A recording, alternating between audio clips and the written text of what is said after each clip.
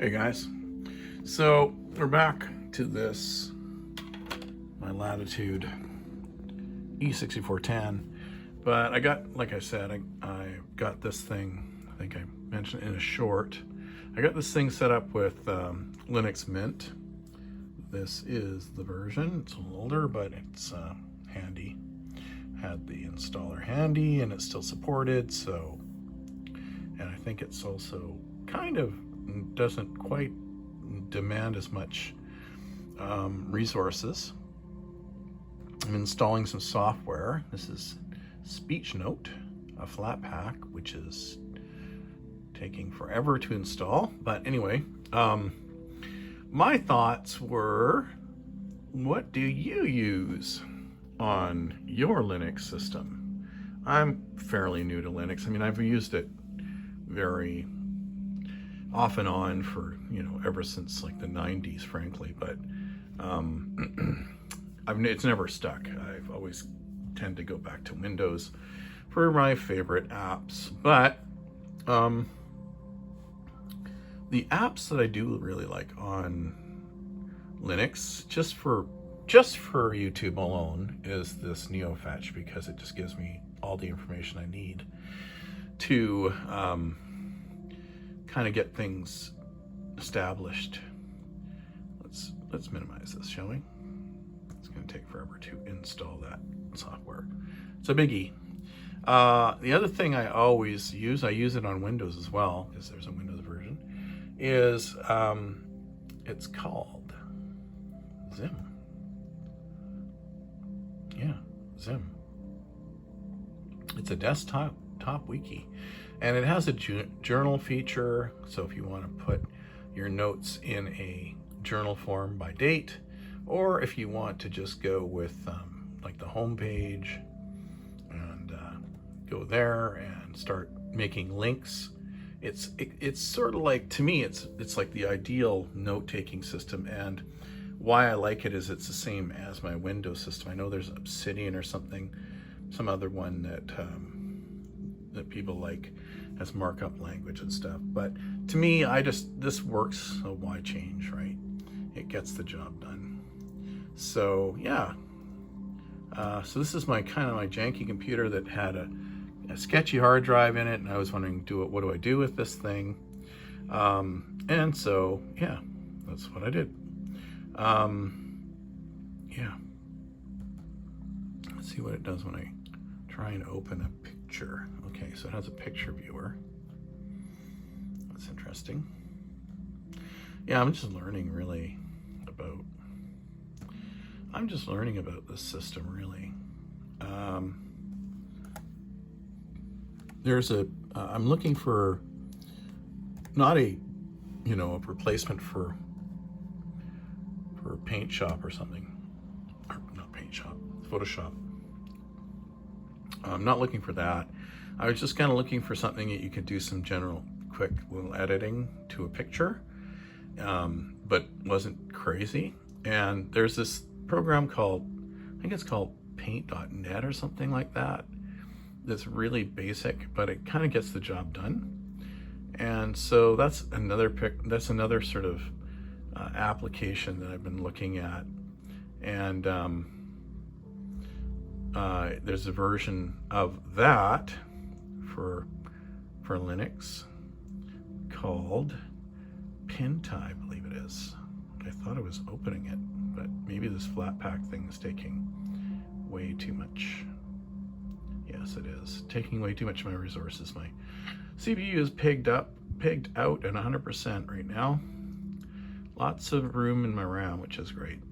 So yeah, this may not be the ideal time to be demoing that. If it does open up, we can take a look at it. I was just going to show you what it looks like. It seems to do the trick for some basic, cropping, and you can do a few things with it. So unlikely to open at this point because of this Flatpak install. But this is reality. This is a reality of Linux, people. You got to kind of understand that you get something going and it's going to take up some resources, and it's not going to be instantaneous. So reality check here. One of the programs I'm interested in exploring more is Vim, which a lot of people love as a kind of like everywhere, simple, low resource editor. So that's one of the programs at some point I'm going to have to dig into and experiment with. Because, oh, here we go. Here's our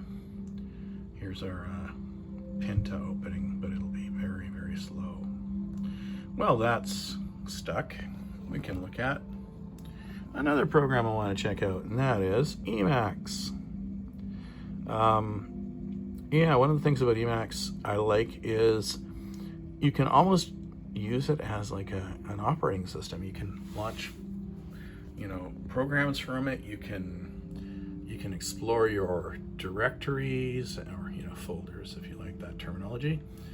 And I've played around with it enough to see how powerful it could be, but it does take some getting used to activating it and getting it to do things. So, but that's one of the things, that's one of my planned things I want to check out at some point. And oh wow, it finally opened. Wow.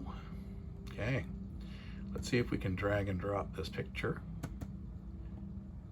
and see how long it takes to open, because it is so resource pegged with this Flatpak install. I don't think we're going to be able to demo this, but that's okay. That's fine. That's fine. That's not what this video is about. This video is about software and what kind of software do you use on a Linux system. Oh, finally it opened. Good. Yeah, this is the thing that's got it pegged. Flatpaks on old systems like this take a long time to install, but it gets the job done. So here we go.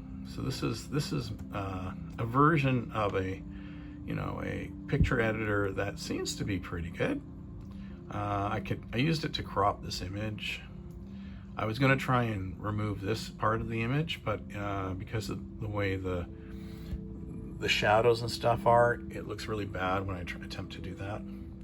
But yeah, this thing has all sort of the basic photo editing tools that you often need when messing around with wanting to add a little bit of text or crop things or whatever. This thing seems to get the job done, so I've been happy with it so far. So just something I'm using. I don't know what you guys are using. I like it. Pinta. So yeah, and this is the other thing I've been trying to set up.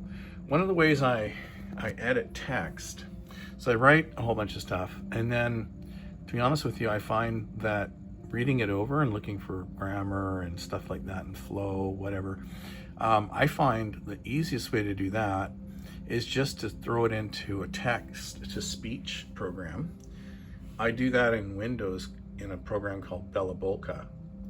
This one is supposed to be something similar to that, where you can just put text in it, you can set up a voice for it, and it'll read it aloud to you. And it's basically my proofreader program. So that's something I'm setting up right now.